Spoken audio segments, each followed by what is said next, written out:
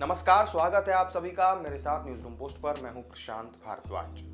आज 13 मई है और कर्नाटक चुनाव के नतीजों पर सभी की नजरें लगातार बनी हुई हैं कि कर्नाटक में दक्षिण का द्वार कहे जाने वाले कर्नाटक में किसके लिए सत्ता का द्वार खुलेगा और किसके लिए बंद हो जाएगा। जो तस्वीर वहां पर अभी तक दिखाई दे रही है, आप भी देख रहे होंगे सुबह से, वहां पर कांग्रेस की जो सरकार है वो बनती हुई दिखाई दे रही है। हालांकि अभी भी जो अनिश्चितताएं हैं वो जारी हैं और दिलचस्प खबर इस बीच में ये भी सामने आई कि कांग्रेस ने बेंगलुरु में अपने कुछ विधायकों को उम्मीदवारों को जो है वो एयरलिफ्ट करके हेलीकॉप्टर के जरिए बुलाया गया है। धारवाड़, हुबली वगैरह जो कुछ ऐसे कर्नाटक के बड़े जिले हैं वहां पर हेलीकॉप्टर तैयार किए गए और तमाम जितने भी इस बार चुनावी मैदान में उतरने वाले कांग्रेस के उम्मीदवार थे उन सभी को कांग्रेस ने एक सेफ्टी प्रिकॉशन के तौर पर, हम ये कह सकते हैं कि जोड़ तोड़ वाली जो सियासत है उससे बचाने के लिए, और कांग्रेस ने एहतियात के तौर पे अपने जितने भी उम्मीदवार थे उनको सभी को बेंगलुरु बुलाया है। क्योंकि इसके पीछे एक बड़ी वजह यह भी है कि बीजेपी के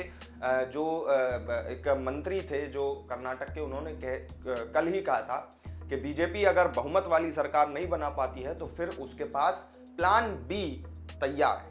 तो इस प्लान बी का मतलब आप भी समझ सकते हैं। अभी तक जिस तरीके का ट्रेंड हमने देश की सियासत में देखा है तो इस तरह की राजनीति जो है वो चल रही है। लेकिन कर्नाटक के अलावा भी आज उत्तर प्रदेश में नगर निकाय चुनाव के जो नतीजे हैं वो भी सामने आए हैं। यूपी में कुल मिलाकर के जो 17 नगर निगम हैं, 544 नगर पंचायतें हैं और 199 जो हैं वो हम कहते हैं नगर पालिका परिषद हैं। तो ये जो तमाम यूपी के निकाय चुनाव के नतीजों की इस बार क्या तस्वीर देखने को मिल रही है वो मैं आपको बताने जा रहा हूं। तो यूपी में जो निकाय चुनाव हुए थे 2 चरणों में मतदान किया गया था। पहले चरण का मतदान 4 मई को हुआ, उसके बाद 10 मई को दूसरे चरण का मतदान हुआ था। इसके बाद में जो तस्वीर नतीजों में निकल करके सामने आ रही है उसमें हम देख रहे हैं कि स्पष्ट रूप से सत्तारूढ़ पार्टी बीजेपी का दबदबा यूपी में अभी तक भी कायम है। और निकाय चुनाव में नगर निगम की जो 17 जो नगर निगम हैं, शहर हैं यूपी के, वहां पर 16 सीटों पर बीजेपी ने जो है अपना नगर निगम में अपने मेयर के लिए की जो अध्यक्ष की जो सीट होती है वहां पर 16 पर जो है वो बीजेपी आगे है।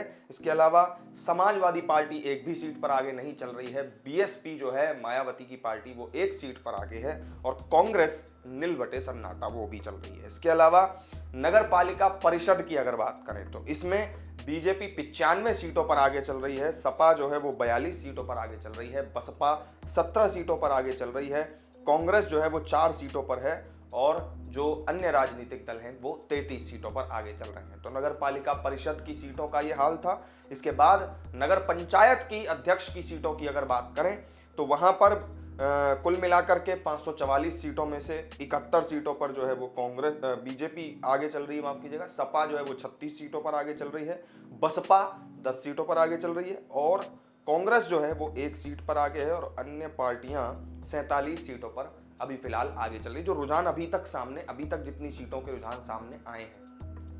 तो इसके अलावा अगर हम नगर निगम की बात की जाए जो बड़े शहर हैं यूपी के, तो वहां पर बरेली में पहले राउंड में बीजेपी के उम्मीदवार डॉक्टर उमेश गौतम 2848 वोट से आगे चल रहे हैं। शाहजहांपुर से बीजेपी के ही उम्मीदवार हैं वो 3760 वोट से आगे चल रहे हैं। अलीगढ़ से बीजेपी के उम्मीदवार प्रशांत सिंघल वो भी आगे चल रहे हैं। इसके अलावा कानपुर में बीजेपी की मेयर प्रत्याशी प्रमिला पांडे जो कभी कभार सुर्खियों में भी बनी रहती हैं, जिनका नाम भी अक्सर आपने सुना होगा, वो जो है वो फिलहाल कानपुर से आगे चल रही हैं। झांसी से भी बीजेपी के मेयर प्रत्याशी बिहारी लाल फिलहाल आगे चल रहे हैं। अयोध्या में जहां पर भगवान राम का भव्य मंदिर बन रहा है और अयोध्या बीजेपी की सियासत को बहुत सूट करती है, वहां पर भी 3 राउंड की जो काउंटिंग हुई उसके बाद में बीजेपी 9362 वोटों से फिलहाल आगे चल रही है।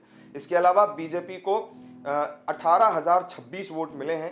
कानपुर में इस बार बड़ा उलटफेर जरूर देखने को मिला है। वहां पर पोस्टल बैलेट से जो काउंटिंग की गई, जो पोस्टल बैलेट वोट की काउंटिंग की गई, उसमें कांग्रेस ने बढ़त बना ली है।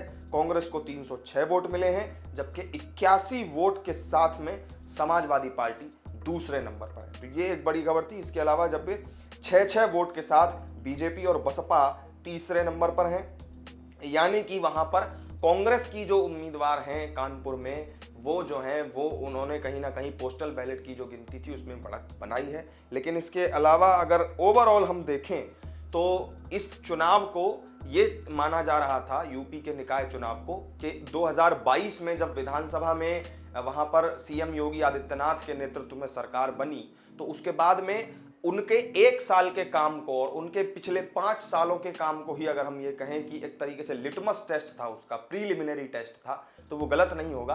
तो उसका एक तरीके से टेस्ट था। फिर अगले साल जो लोकसभा चुनाव होने हैं उसको लेकर भी काफ़ी अहम यूपी के ये चुनाव माने जा रहे थे, क्योंकि जनता का जो मिजाज है इससे वो पता चल जाता है। इसी वजह से हम ये कह सकते हैं कि जिस तरीके से बीजेपी ने अभी तक इन चुनावों में प्रदर्शन किया, यूपी के निकाय चुनाव की जो तस्वीर सामने आ रही है उसको देख करके ये कहा जा सकता है कि कहीं ना कहीं जो योगी सरकार है या जो सीएम योगी की कार्यशैली है या जो हम ये कहें कि बुलडोजर बाबा की जो कार्यशैली है उसके ऊपर कहीं ना कहीं जनता उससे संतुष्ट दिखाई दे रही है, उसके ऊपर मोहर लगाती हुई दिखाई दे रही है। जो स्थानीय जिस तरह की बात सीएम योगी ने अपनी तमाम जनसभाओं में की थी, जब वो निकाय चुनाव का प्रचार कर रहे थे, यूपी के कई सारे अलग अलग जिलों में वो प्रचार के दौरान गए और रैलियों में मंच से उन्होंने कहा था कि ट्रिपल इंजन की सरकार इस बार बनानी है।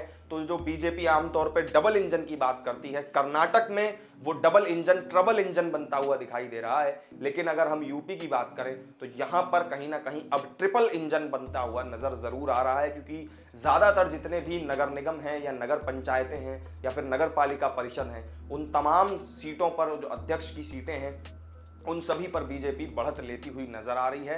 और ट्रिपल इंजन की सरकार जो है वो यूपी में, जैसा कि सीएम योगी ने आह्वान भी किया था, वो बनती हुई दिखाई दे रही है। कहीं ना कहीं लॉ एंड ऑर्डर का जो मुद्दा है वो एक बहुत ज़्यादा संतुष्ट करने वाला मुद्दा यूपी की जनता के लिए रहा होगा। इसके अलावा जो क्षेत्रीय विकास के मुद्दे हैं उनके ऊपर भी कहीं ना कहीं यहाँ पर यूपी की जनता ने वोट दिया है और उसी का नतीजा इस बार यूपी निकाय चुनाव के रुझानों में हमें देखने को मिल रहा है। तो यूपी के जो निकाय चुनाव हैं उनसे जुड़ी जो भी अब अपडेट सामने आती रहेगी वो भी मैं आपको बताऊंगा। इसके अलावा कर्नाटक इलेक्शन के रिजल्ट का में क्या कुछ चल रहा है वो भी हम आपको अगली वीडियो में मैं बताऊंगा। लेकिन फिलहाल तब तक के लिए आप मुझे दीजिए इजाजत। नमस्कार।